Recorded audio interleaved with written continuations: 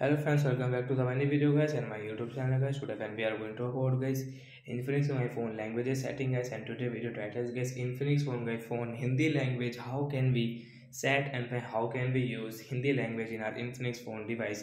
Friends, you want to use Hindi language in your Infinix phone device guys, and guys any Android phone guys you want to use your Hindi language. So how can you use today friends? I will show you. I will tell you guys. So first of all guys, open your phone setting guys. After on phone setting, I scroll it and first click on guys your phone system setting. Guys click on your phone system setting and guys click on guys your language setting. And first you can see again the language guy, we will tap here. So friends, we don't have Hindi language. So first of all guys, you will have to add Hindi language in your phone. So guys, we will add and guys, we will find guys where is Hindi language. So guys, Hindi language here, we will tap here. Direct guys, we will apply change.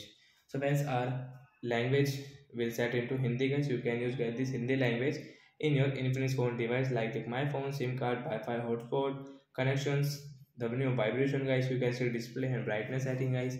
So like that guys, you can use guys your Hindi language guys, memory, app management, like that guys we can use it. So bye guys.